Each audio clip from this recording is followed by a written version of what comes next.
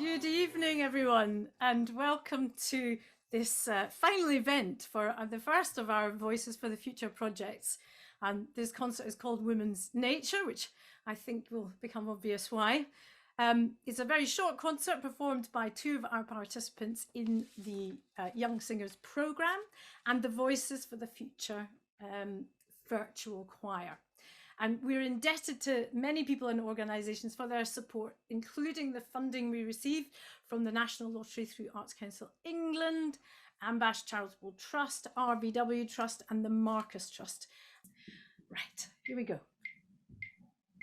30 white horses, 30 white horses upon a red hill.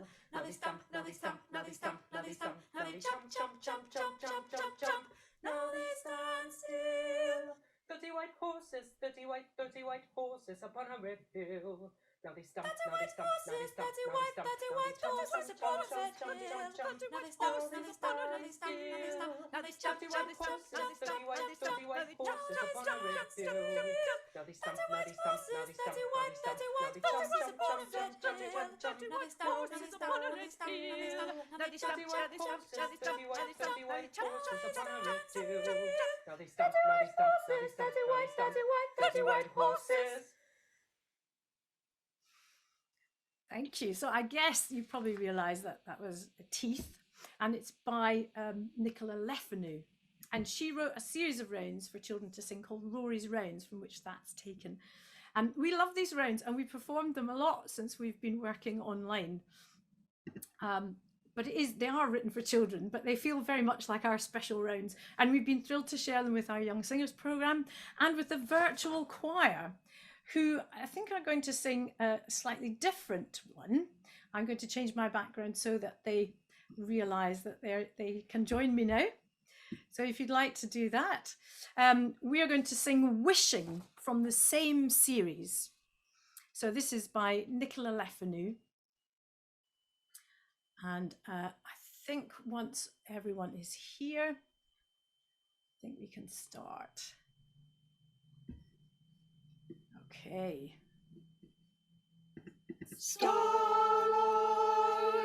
star bright, first star I see tonight. I wish I might have the wish I wish tonight. Starlight, star bright, star I see tonight.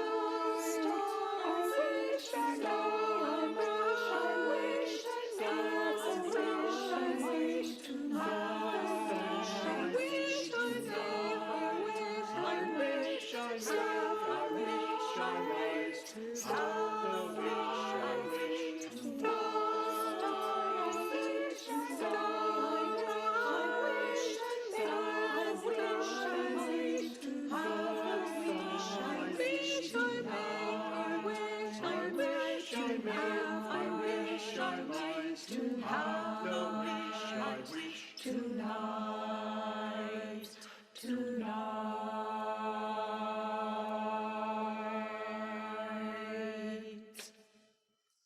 And my wish for tonight is that Nicola Lefanu, the composer, and her mother, who is also a composer, a wonderful composer, Elizabeth McConkie, have the longevity that they deserve. And like many of the composers in tonight's programme who were born around the turn of the 20th century, they very often were extremely famous, and like shooting stars, they buzzed into life and then disappeared, obscured by some very male-dominated trends, which were anti-tonality and left romanticism and classicism, and any composer who followed that behind. So I'm hoping that today's concert will give you a little taste of the revival that's now going on of these composers' works. It's a very tiny taste, of course, because we're only doing a few songs, but I hope you enjoy it. And if Juan, in fact, will be telling us about the first composer that we're going to be looking at, and that is, in fact, Elizabeth Poston. Some of you might already have heard her music on the television, and you might have sung her carol, I think. Jesus Christ the Apple Tree, which we did earlier on in the year. So Juan's going to tell you a bit more about Elizabeth Poston. Hi everyone. So Elizabeth Poston was born in 1905 in Stevenage and quickly began her musical journey studying piano with her mother as a child. When she was 9, they moved the short distance to the Rook's Nest House, the childhood home of E.M. Forster, with whom she later became firm friends. The BBC commissioned her to write music for many drama series. One of these was Forster's Howard's End, which was based around her home and members of her family. She continued her studies at the Royal Academy of Music in 1924, and then traveled abroad where she studied folk songs and came back to England before World War II, when she began her long and prolific association as a composer for the BBC, including secretly working as an agent during the war. As an advocate for women composers in a time of very limited professional opportunities for women, she became president of the Society of Women Musicians in 1955. Poston composed vocal and choral works for radio and television, and edited collections of songs, hymns, and carols throughout her accomplished professional career. One of the folk songs she arranged was a North Country song, Bonny at Morn, an ode to family life. The burn, or baby, rises early as the kids stay in bed till late. And without further ado, Bonny at Morn.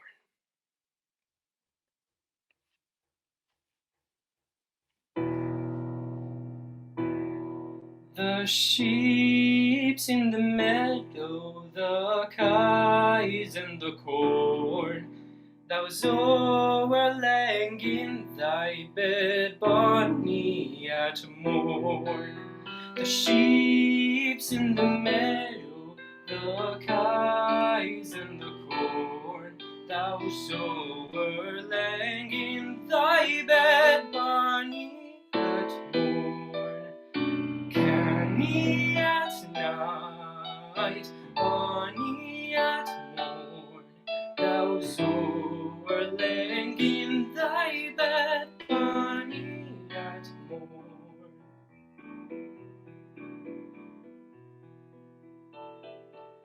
The birds in the nest, the trout in the burn.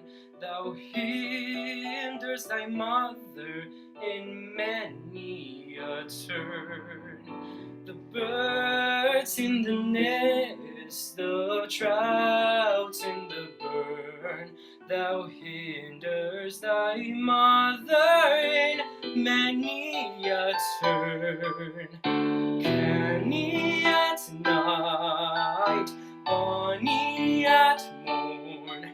Thou hinders thy mother in many a turn. We're all late-eyed, oh, we keep in the burn. The lad would not work, and the lass would not learn. We're all late-eyed, though we keep in the burn. The lad will not work, and the lass will not learn. Canny at night, Bonny at morn. Thou's overlaying in thy bed, Bonny at morn.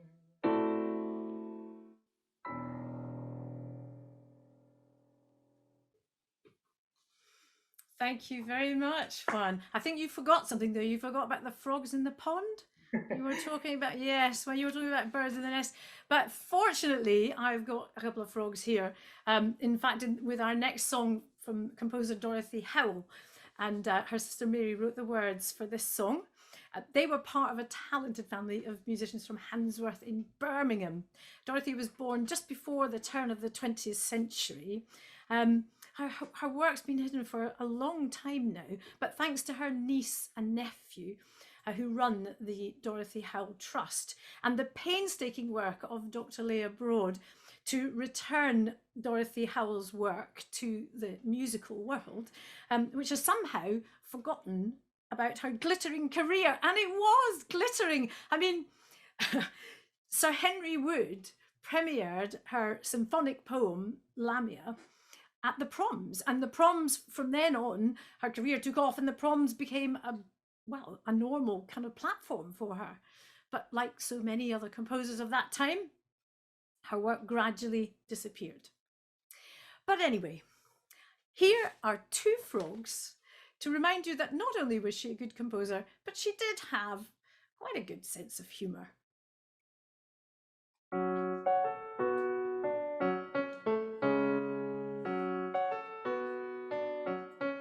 Two frogs came in through a dairy door.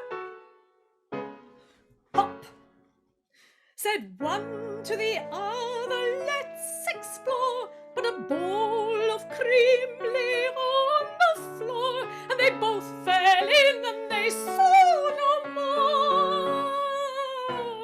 Plop.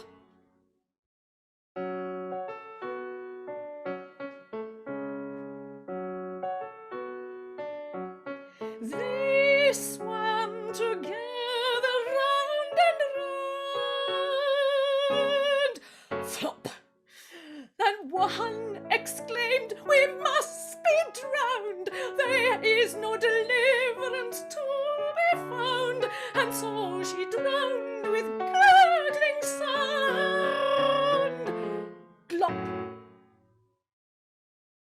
The other one, with many a stutter, could not afford a word to utter, but churned the cream up till it was butter. He burned it out to disappear. Now let me tell the moral here. Stop!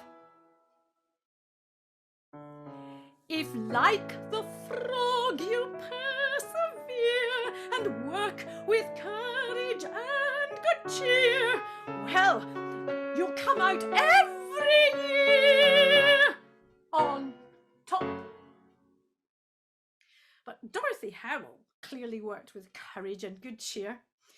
But unfortunately, the Second World War got a bit in the way of her being on top. A big premiere of hers was due at the Queen's Hall in London when a bomb dropped on it, unfortunately. And she went off to be a land girl. I'm sure, like our next composer, that she would have been described as energetic, witty, and charming. But we now have a piece of music from the glorious Rebecca Clarke. And Carrie Linley is going to come and tell us a bit more about her. Thank you, Carrie. Good evening. Rebecca Clarke was born in 1886 in Harrow, a suburb of London, to a musically gifted family but with a cruel father. She was taught the violin as a child, which became her escape in her teenage years, switching to the viola when she studied with Charles Stanford at Royal College of Music. It was the viola that provided her drive throughout her life. She was clearly a determined woman, despite suffering several setbacks in her early studies. For example, a proposal of marriage from a teacher, which saw her withdraw from the Royal Academy, and later when she had to leave the Royal College because her father banished her from the family home. And yet she managed to support herself through her viola performances. Her career, spanning 4 decades, is coloured with musical highlights as a composer of the viola. She composed music for chamber, vocal, and choral music, a pianist, and one of the most prominent English violists of her day. In 1912, the Queen Hall Orchestra invited her to become one of the first female musicians to play in an orchestra professionally. Clarke contributed hugely to the British musical renaissance, working alongside influential composers whilst advocating for equal opportunities for women musicians. I'm going to sing one of Rebecca Clarke's final compositions, Down by the Sally Gardens, a setting of the W.B. Yeats poem. Clarke was praised for her ability to respond to the lyrical message within her compositions, and I think the reflective nature of Yeats's poetry, coupled with Clarke writing this shortly before retiring from her work, really enhances the scene of a character looking back on their life and reflecting on its lessons.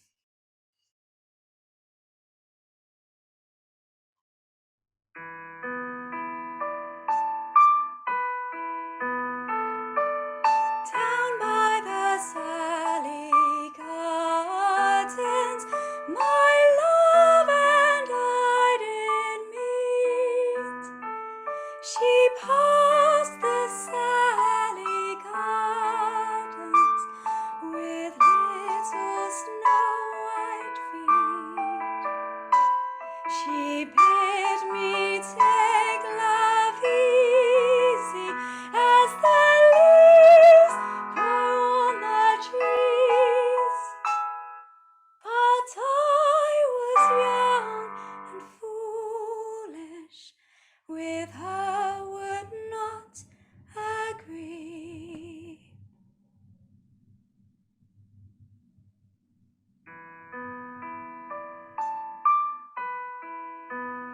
In a field by the river, my love and I did stand, and on my leaning shoulder she laid her snow white hand. She bid me take life easy as the grass grows in the weeds.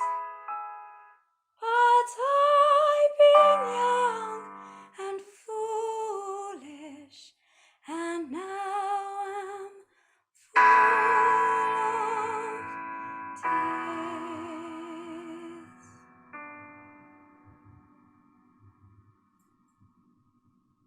Thank you, Carrie. Thank you so much. I'm afraid our reflective, the reflective sense of longing of that song has made me think about another composer, Avril Coleridge-Taylor. That sense of looking back in life is in this song of hers. She was known as Gwendolen at the time she wrote the next song. She was born in 1903 and was 20 when she wrote her Opus 32, one of almost 100 compositions, which is called Rustling of Grass.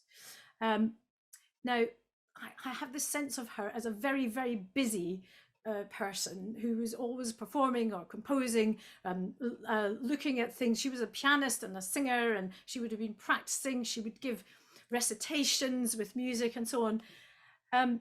But I hope she managed to enjoy some of it. According to Dr. Leah Broad, Gwendolen hadn't exactly chosen performance as a profession. It seemed that both this was a result of her father being the famous composer Samuel Coleridge-Taylor, and the fact that after he had died, her mother needed her to be the breadwinner. But she saw herself really as a composer, despite her enormous fame in all her other roles. And she did, of course, play her father's music and kept it alive for us, which was a really important thing to have done throughout her life. So, like so many others, her fame dwindled, and in recent years has begun to emerge once more. And I think that this is very overdue. So here's the rustling of grass.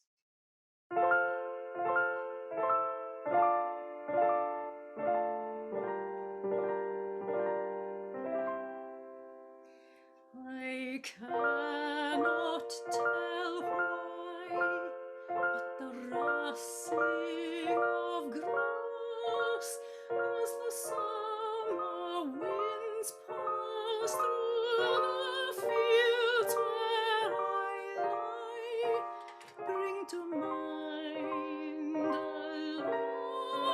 lost day long ago, far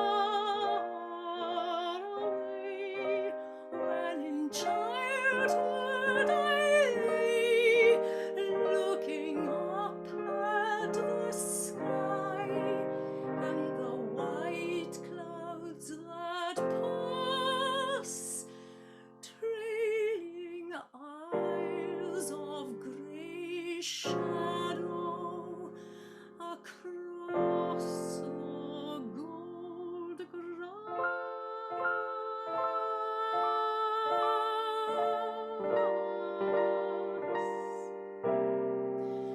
Oh, the dreams that drift by with the slow flowing years, the dreams that drift by with the slow flowing years.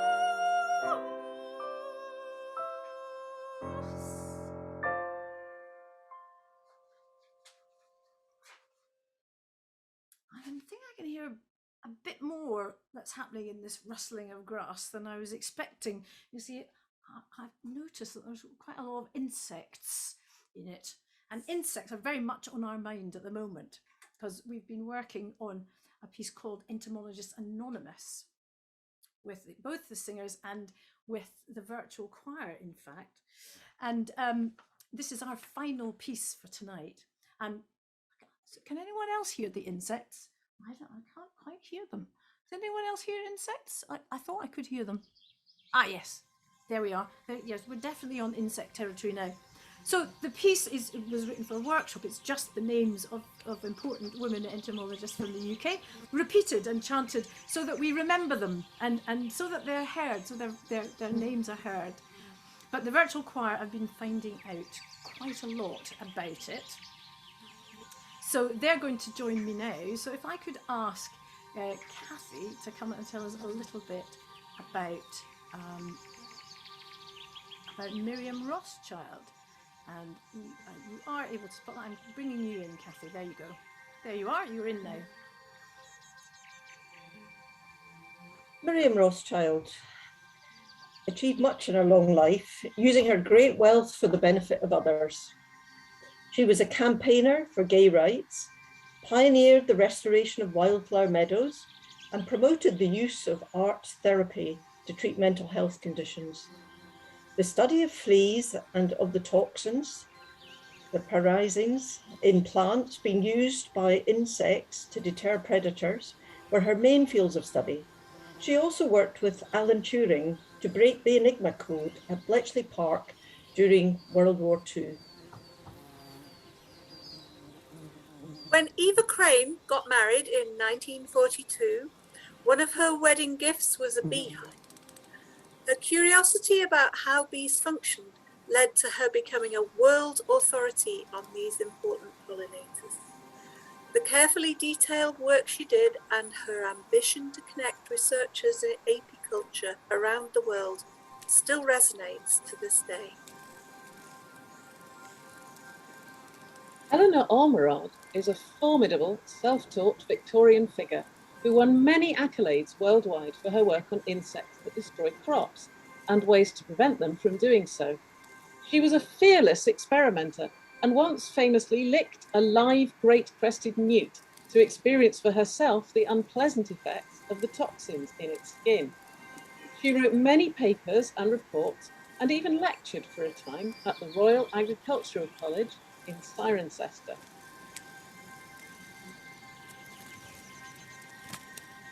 Margaret Ray Mackay started work as an entomological artist in London. However, the Second World War led her to return to Canada to take up work there with the government, there as a forest entomologist. She traveled throughout North America, particularly studying moths. Her extensive scientific publications included her fantastic illustration. Life as a governess was not the most obvious start in life for a woman who would become an extraordinary and prolific solo explorer and collector of entomological specimens in South Pacific. But Lucy Evelyn Cheeseman rarely seemed to do anything obvious. Born in Kent in 1882, she wanted to be a vet, but women weren't allowed to study at the Royal Veterinary College, so she learned some German and French, worked for the Admiralty during World War I, and then discovered entomology. Her huge collection, sketches and notes are now at the Natural History Museum. Erica McAllister is the curator of Diptera at the Natural History Museum. Her love of insects, particularly flies, is infectious. She's a prolific broadcaster and author as well as a scientist. She has produced a particularly wonderful book on flies that will persuade you that they are in fact gorgeous creatures. She worked with Electric Voice Theatre as on the original Entomologists Anonymous project in Bournemouth. And now we're going to sing Entomologist Anonymous. We're just waiting for Juan to join us. And yeah, I think I have come off. Yes. Excellent. Here we go.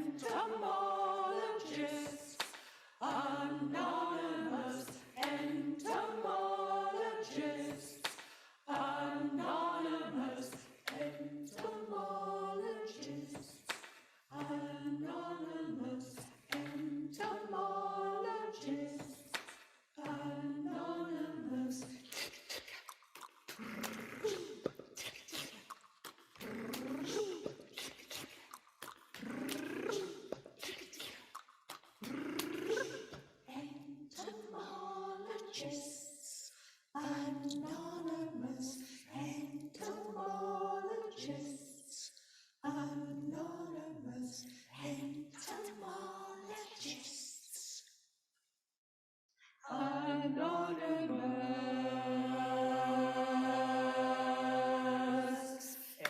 Margaret Ray Mackay, artist. Margaret Ray Mackay, artist. Margaret Ray Mackay, explorer, collector, museum, she's explorer, collector, Eric McAllister, Roadcaster, curator, Eric McAllister, Roadcaster, curator, Miriam McAllister, please